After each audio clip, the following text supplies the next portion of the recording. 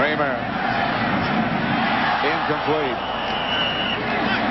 Conway was the intended receiver. Right now from McDonald's game break, back to Hollywood and James Brown. Pat, John, you talk about a full-speed outcut. Take a look at this play. George off of the back foot. Great haul in by Eric Metcalf. Nice snatch. That tightens it up in Atlanta. 14-10 49ers. Back to Chicago. Pat and John. Tie score here at 7 in the opening minutes of quarter number 2. Bears scored first. 2nd and 10 at the 49. Kramer has it batted backwards by Fuller. Yeah, this is a guy. The two guys that we were talking to Ray Rhodes that he was worried about, and one of it is right here, Fuller, where he just gets a push right here. Now, if you can't get all the way back to the quarterback, you get as far as you can on your pass rush. He's going against Big Cat Williams there. He goes right by him, then he just knocks the ball out of his hand. If you can't get to the quarterback, then the next thing you try and do is get your hand up. And he was awfully close to getting to Kramer before he got his hand up. 3rd and 10. 4 wide receivers this time for the Bears. Flags all over the place as the Eagles jumped early.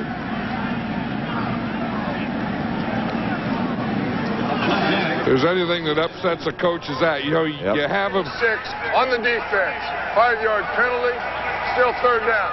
You have him in great position. You have everything you want. You just knocked the ball down.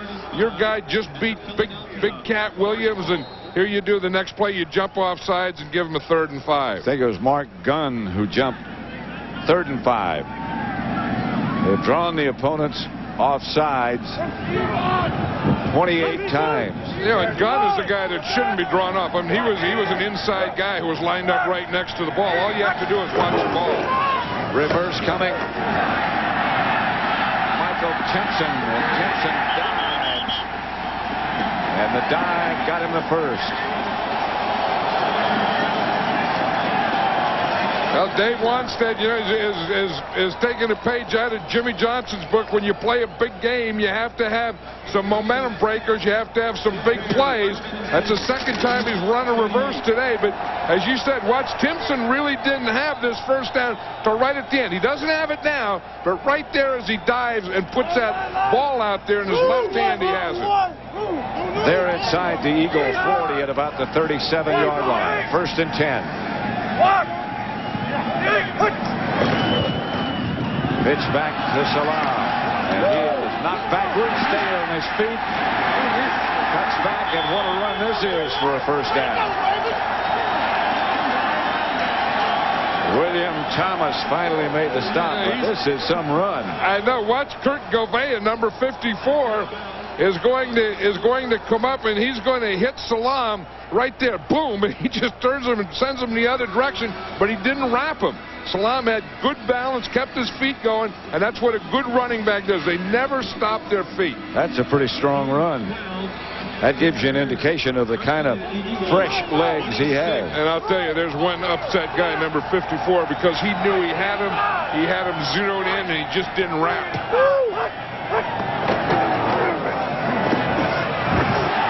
Straight ahead is Salam. Got about 4, maybe 5.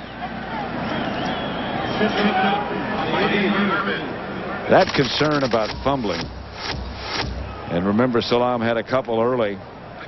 One that was called, one that wasn't. That, as John Madden was pointing out, that really can affect your running style, your aggressiveness, make you less effective. And I think it did him, but I think he's coming back now. I think it happened early in the game. They stripped him twice. I think he lost a little confidence, but I think he has it back now. Yes, he does.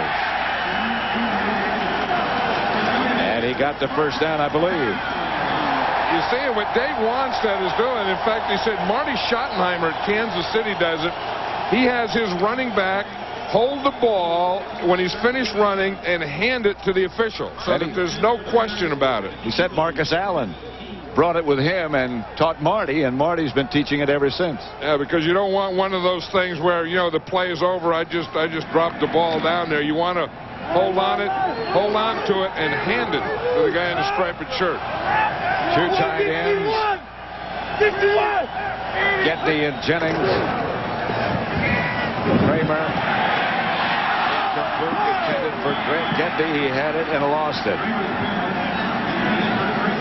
Kramer can't believe it. He's thrown a couple there that have been dropped. And he dropped that one. Earlier, Jeff Graham had dropped one. I wonder what the idea that, Eric Kramer has with wearing just one glove on his left hand. I don't know. Well, some guy, I remember when Jim McMahon was the quarterback of the Bears, he wore, in cold weather, he wore gloves on both hands. In fact, threw a better spiral with gloves than he did without the glove. But that was Jim McMahon. Jim McMahon. Salah inside the 10.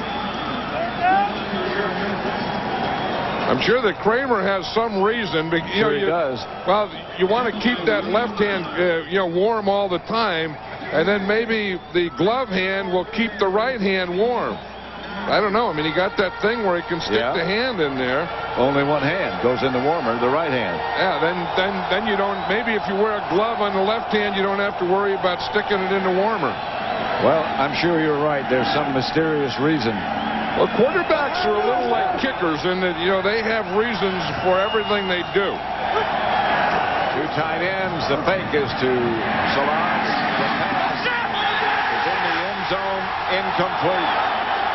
Graham signaled touchdown. So did Conway. But neither one of them had it. That was a heck of a throw, though, by Eric Kramer. He started to roll to his right. You're going to see him come out here, and then he's going to bootleg, you see here. Then he's looking back, and he throws the ball in there to Curtis Conway. I don't know. You can't see it there, whether the ball hit the ground or not. Yeah, I did. Underneath Conway. Butler from 27 yards away this time with the wind at his back. And Butler this time is good. And the Bears recaptured the lead 10-7 in the second quarter. 9:55 before halftime. Tis the season to be jolly. You bought all your presents, John? No. No? I wait until after the game. Well, you haven't got a heck of a lot of time. I know it. Well, the reindeer are coming. They've left. We've heard. We got a report with on the Doppler radar that the reindeer have been seen leaving the North Pole on their way down. I got a report that you were in the bus in the Madden Cruiser. We're going to race the reindeer from here to New York. Yeah, well, that's the thing. We'll be out there tonight too. Maybe they'll drop some presents out to you. Anything that flies slowly, we'll race. We took that blimp the other day. I heard. Yeah, they were nothing. Although they were tough till we got to Tyler, Texas. Then we got them after that. Witherspoon, flags come from everywhere. In all seriousness, both of us wish you a very happy holiday season. Gary Lane, the referee. Illegal block in the back. Number 80 on the return to 10-yard penalty. First down. You talk about for this time of the year, it's not cold in Chicago. It's still cold. Very. So you better watch out, and you better not cry, and you better not pout. Santa at Soldier Field, Chicago. The Bears, with a win and an Atlanta loss or tie, they'll be in the playoffs. They lead 10-7. And the 49ers are beating Atlanta at the moment 21-10. Rodney Peete back to throw. Open is Trent Barnett. Joe Kane the stop, and let's now send you again back to Hollywood for a game break. James Brown. Hey, Pat, another record by Jerry Rice. This one, a 59-yard reception. It breaks the single-season receiving mark held for 34 years by Charlie Hennigan. That set up a Derek Lavelle 2-yard touchdown run. San Fran ahead, back to Pat and John. 2nd and 4 at their own 19 for the Eagles. They're down by a field goal. That's Ricky Waters. Takes it outside. Out of bounds at the 20 by Jeremy Lincoln. One thing about Ricky Waters, he's a highly emotional guy that gets frustrated easily. And when he gets frustrated, he shows his frustration.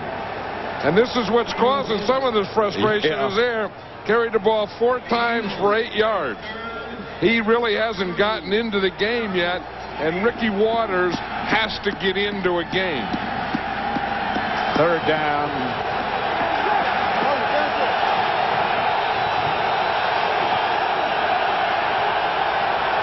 They need 3. Bears show blitz. Incomplete. Intended for Rob Carpenter, and Pete was a little short. You hear that? These Bear fans here, these Bear fans understand defense, I think, as well as anyone in all of football. It gets to be 3rd down, they start making noise, so that you can't hear the quarterback and all that stuff. And then they know 3rd down is the big play. Jeff Graham back deep for the Bears. Hutton to punt. Left-footed. Short pitch. Graham lets it bounce. Takes a Bear bounce and goes back into Eagle territory at about the 48. 8:33 left in the 2nd quarter. The Bears by 3. I used to have a wide receiver that was nicknamed Oops. He must have dropped it a lot. Well, he did drop it a lot. Of course, we had to cut him, too. I mean, he could run like heck, but he couldn't catch the ball. And, you'd throw in the ball, and he'd always go, oops. Salam. Now he's back running like he did in the beginning of the game. Yeah, and I think that's the thing. I mean, I think the Dave Wanstead knows that he's going to be their running back, and you just pat him on the back and say, forget it. I mean, all players really have to have bad memories. I always say that about corners. They have to have bad memories, but running backs, can't remember fumbles either. They have to have bad memories on those things. Well, that's true of kickers, too. They need bad memory. Kramer fakes and goes deep.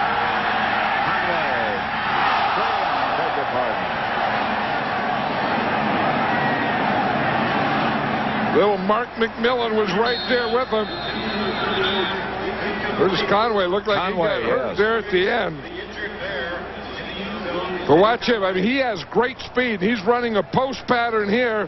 And you can see Mark McMillan again watching the ball, timing it, and then comes in and just knocks it down with his left hand. Good play. I think Bobby Taylor was in there, too. You see, Taylor is number 21. The ball is going to go over him. He's just going to get in there, and he looks like he misdirects it. He got a little piece of it. In fact, it was Taylor that got the piece of it. It wasn't Mark McMillan. And then McMillan, I think, also got a piece. I'll tell you, and someone else got a piece of Conway. Eric Kramer, just as he threw that ball. Conway's still down in the end zone.